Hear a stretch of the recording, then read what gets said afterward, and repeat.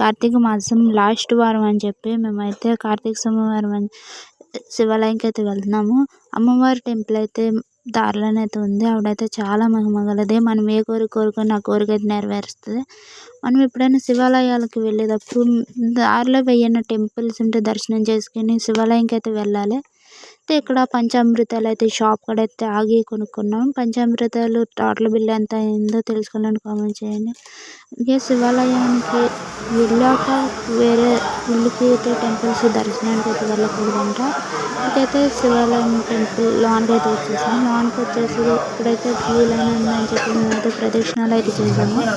ప్రదక్షిణాలు చేసిన తర్వాత దర్శనానికి అయితే మాకు వచ్చింది అవకాశం. దర్శనం అయితే పంచామృతాల అభిషేకానికి అయితే వచ్చేసాం. మన యూట్యూబ్ ఛానల్లో 1000 సబ్స్క్రైబర్లు అవి చేసిన వాళ్ళని ఈ పూజ ఫలితం అయితే వెళ్ళాలని కోరుకుంటున్నాను. వాళ్ళు కోరుకున్న కోరికలు నెరవేరాలి.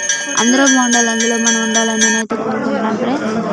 అయితే మా అమ్మ ఇక్కడ అభిషేకం అయిపోయాక శివుడికి గారికి అయితే ఉసిరికాయ దానం అయితే వచ్చింది. కార్తీక మాసంలో ఇంకా లాస్ట్ శనివారం దాకా అయితే ఉంది. మీరు కూడా వెళ్ళి ఉసిరికాయ అలాగే పంతులు గారికి స్వయం పాకం దానం కూడా ఇవ్వండి. ఈ రెండు ఇచ్చడం వల్ల చాలా మంచి జరుగుతుంది. మా అమ్మ అయితే ఎప్పుడు కూడా ఉసిరికాయ అలాగే ఆయనకు ఒక పూట భోజనానికి సంబంధించినవి అయితే ఇస్తుంది. ఇచ్చిన తర్వాత దక్షిణ ఇచ్చి ఇక్కడైతే మా అమ్మ 360 ఒత్తులు వెలిగించేసి బయట అశోక వృక్షానికి అయితే మా అమ్మ నేనైతే వెలిగించాము. అశోక వృక్షానికి వెలిగించి ఇంకైతే అక్కడ గంగిరెద్దులు వారు ఆడించి ఒక ఆయనకైతే 10 రూపాయలు దక్షిణ అయితే ఇచ్చింది మా అమ్మ.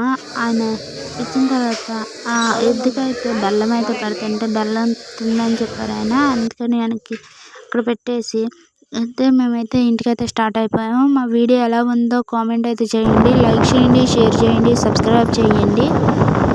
Bye friends. ఈ వీడియో ఎలా ఉందో కూడా ఫీడ్బ్యాక్ అయితే ఇవ్వండి. Bye bye.